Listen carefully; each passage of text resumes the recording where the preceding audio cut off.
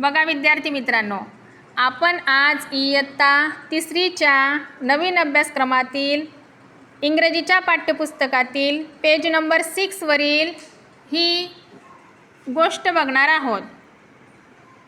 Ready तुम्ही सगळे? हो. स्टार्ट करायचं मग? हो. ओके, मी वाचते आणि त्याचा अर्थ सांगते. बघा, वन फाईन संडे. काय होता एका दिवशी? रविवार. बरोबर, छान असा तो रविवार. The cat family decided to go for a picnic. जी कॅट फॅमिली दिसते तुम्हाला, किती जण आहेत त्या फॅमिलीमध्ये? 4. त्या कॅट फॅमिलीने कुठे ठरवलं जायचं? कुठे जायचं ठरवलं? कुठे जायचं ठरवलं? ओके, पिकनिकला जायचं ठरवलं. पिकनिक म्हणजे ती छोटीशी ट्रिप किंवा सहलीला त्यांनी जायचं ठरवलं. ओके, डॅडी कॅट, बरोबर, मम्मी कॅट, दीदी कॅट अँड बेबी कॅट वर एक्सायटेड. ज्या फॅमिलीमध्ये 4 जण होते, डॅडी कॅट, मम्मी कॅट, दीदी कॅट आणि बेबी कॅट, 4ही जणांना खूप आनंद झाला. ते खूप एक्सायटेड होते, त्यांना जायला खूप उत्साह वाटत होता. बरोबर. आता बघा, आपल्या घरात पण असतो आपला छोटा भाऊ, बहीण, मम्मी, पप्पा. कुठे जायचं असले की तुम्हाला आनंद होतो ना? होतो. हां, तसाच मग त्या 4ही जणांना खूप आनंद झाला. मग आता सहलीला जायचं तर ठरलं, पण कुठे जायचं म्हणून त्यांनी प्रश्न केला. काय? डॅडी कॅट काय म्हणताय बघा, व्हेअर शाल वी गो? आपण कुठे जायचं? बरोबर ना? हां, मग प्रत्येकाने आपापलं मत व्यक्त केलं. जी बघा दीदी कॅट आहे ती काय म्हणते, let's go to the hill. Let's go to the hill. कुठे जायचं आपण? टेकडीवर फिरायला जायचं. दीदी काय म्हणते, कुठे जायचं? टेकडीवर फिरायला जायचं. आता मम्मी कॅट काय म्हणते बघा, let's go to the river side. कुठे जायचं आहे मम्मीला? फिरायला नदीच्या किनारी. River side. रिव्हर साईड म्हणजे काय? नदीचा किनारा. बरोबर. हां, आता जी बेबी कॅट आहे तिला कुठे जायचं आहे बघा, ती काय म्हणते, let's go to the garden. It is so beautiful. कुठे जायचं होतं बेबी कॅटला? गार्डनमध्ये. ती काय म्हणते, गार्डन खूप ब्युटिफुल असतं. ब्युटिफुल म्हणजे काय बरं सांगा? हां, बोल. बरोबर, ब्युटिफुल म्हणजे काय? सुंदर. ओके, पुढे बघू आपण. त्यांनी आता बघा मग काय ठरवलं बघू. मग आता त्यांनी नेमकं कुठे जायचं ठरवलं. So they all decided to go to the garden. Baby कॅटचं ठिकाण त्यांनी ठरवलं, कुठे जायचं म्हणून? गार्डनमध्ये जायचं. ओके, मग आता गार्डनमध्ये जायचं ते ठरलं. मग आता कशाने जायचं? मग मम्मी कॅट काय म्हणते, but how shall we go? आपण कशाने जायचं? कसं जायचं? असं ती विचारते. मग आता बघा, जी बेबी कॅट आहे तिचं काय म्हणणं आहे, let's go by a train. कशाने जायचं? ट्रेनने. जी दीदी कॅट आहे ती काय म्हणते, लेट्स गो बाय अ बस. कशाने जायचं? बसने जायचं. आता डॅडी कॅटचं बघा काय म्हणणं आहे, ते कशाने जायचं म्हणतात बघू आपण. The garden is near our house. Daddy cat बघा काय म्हणतायत, गार्डन कुठे असतं? आपल्या घराच्या जवळच आहे. काय म्हणतायत डॅडी कॅट? गार्डन आपल्या घराच्या जवळच आहे. मग कशाने जायचं आपण? Let's walk. वॉक म्हणजे काय मग? चालत जायचं. कसं जायचं? चालत. बरोबर. गार्डन घराच्या जवळ असल्यावर कसं जायचं आपण? चालत चालत जायचं. तिथे जाण्यासाठी आपल्याला ट्रेनची आणि बसची गरज आहे का? नाही. चला मग आपण पुढे काय घडतंय ते बघूया. So they all decided to walk to the garden.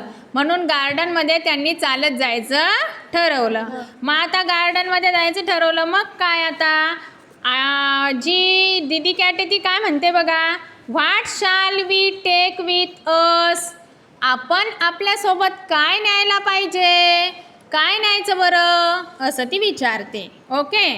मग आता जे डॅडी कॅट, बेबी कॅट आणि मम्मी कॅट काय उत्तर देतात बरं. I shall take cake and milk. बघा मम्मी कॅट काय म्हणते. I shall take cake and milk. मी माझ्यासोबत केक आणि मिल्क घेईल. बघा आईला खाण्यापिण्याची चिंता असते, बरोबर ना. म्हणून आईने सर्वात अगोदर काय ठरवलं न्यायचं? दूध आणि केक. मुलांसाठी आणि घरातल्या लोकांसाठी तिने काय ठरवलं? खायचं न्यायचं ठरवलं आईने, बरोबर. आता बघा I shall take a mat and a hat. पप्पांनी डॅडी कॅटनी काय न्यायचं ठरवलं? मॅट, एक चटई, आणि हॅट म्हणजे काय? टोपी. हॅट म्हणजे काय? उन्हापासून संरक्षण करण्यासाठी टोपी न्यायचं ठरवलं. आता बघा जी बेबी कॅट आहे ती काय म्हणते. I shall take a bat and a ball. तुम्हाला खेळायला आवडतात ना? मग तुम्ही काय नेतात बरं? सहलीला गेले की काय नेतात? खेळायचं साहित्य. तिची बेबी आहे ना, बेबी कॅट आहे, तिला पण खेळायला खूप आवडतं तुमच्यासारखं, बरोबर ना. मग त्याने काय न्यायचं ठरवलं बरं? बॅट आणि बॉल खेळण्यासाठी. ओके, समजलं तुम्हाला इथपर्यंत? पुढे बघूया. सगळेजण बघा दिसतंय तुम्हाला खालच्या चित्रामध्ये. बॅट, बॉल, मॅट, हॅट घेऊन आणि खाण्याचं साहित्याने घेऊन ते गार्डनकडे चालत जायला निघाले. पुढे बघू मग काय झालं.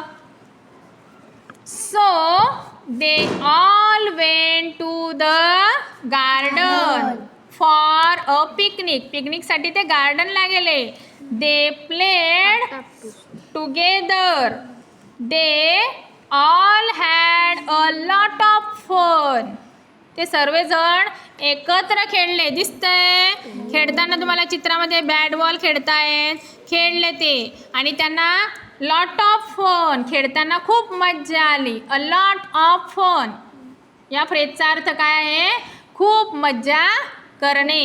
त्यांनी खेळताना खूप मज्जा केली. आता खेळून झालं त्यांचं, मग दे गॉट हंग्री. काय झालं मग त्यांना? हंग्री म्हणजे काय बरं मग? कोण सांगेल? भूक लागली. त्यांना भूक लागली. खेळून ते दमले, बरोबर. मग काय झालं? Mummy cat. आपल्याला भूक लागली की जेवण कोण देतं? मम्मी. हां, मम्मी कॅट देते. इथे मम्मी कॅट देते, बरोबर. मम्मी कॅट गेव एव्हरीवन सम केक. प्रत्येकाला मम्मी कॅटने काय खायला दिलं? सम केक, थोडा केक दिला. ओ नो, देता देता काय झालं? Baby cats cake fail down. Fail down म्हणजे काय? बेबी कॅटचा केक खाली पडला, बरोबर. Baby cat started crying. अर्थातच तो छोटा असल्यामुळे बेबीला खूप रडायला आलं, माझा केक खाली पडला म्हणून, बरोबर. मग बघा मम्मी कॅट काय म्हणते मग. डोंट वरी, आय शाल शेअर माय केक. काय म्हणते? मी तुला माझ्या जवळचा केक देते. आई आपली अशीच करते ना. आपल्याला काही कमी पडलं किंवा आपण रडायला लागलो की मग आई आपल्यामधला वाटा, स्वतःतला वाटा आपल्याला देते, बरोबर ना. मग डॅडी कॅट पण बघा काय म्हणतायत. आय शाल अल्सो शेअर माय केक. बेबीला काय म्हणतायत? ती रडते तर छोटा बेबी, त्याला म्हणतायत, पप्पा पण म्हणताय मी माझ्यामधला केक तुला थोडा देईल. लगेच दीदी कॅट काय म्हणते, आय शाल शेअर माय केक टू. मी सुद्धा माझा केक तुला देईल. सो म्हणून baby cat got more cake. असा तिघांचा मिळून बेबी कॅटला सर्वात जास्त केक मिळाला.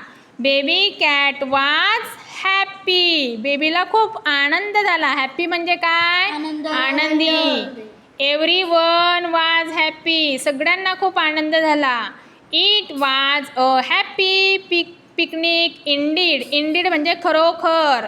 ती जी पिकनिक होती ती कशी ठरली खरोखर त्यांच्यासाठी, हॅपी, आनंद देणारी. बरोबर. अशा प्रकारे आपण ही स्टोरी शिकलो. बरोबर. तुम्हाला काय शिकले बरं या स्टोरीतून, तुम्ही काय शिकले? आपण जर कोणाचं एखाद्याचं नुकसान झालं घरामध्ये, आपण एकमेकांना मदत करायला पाहिजे. बरोबर. आणि एकमेकांना शेअरिंग करून खायला पाहिजे. करतात का तुम्ही असं? देतात का तुमच्या मोठ्या भावाला, बहिणीला, किंवा छोट्या भावाला, बहिणीला? हो, असंच राहायचं सगळ्यांनी. बरोबर. समजलं? आवडला तुम्हाला धडा? गोष्ट आवडली? ठीक आहे तर मग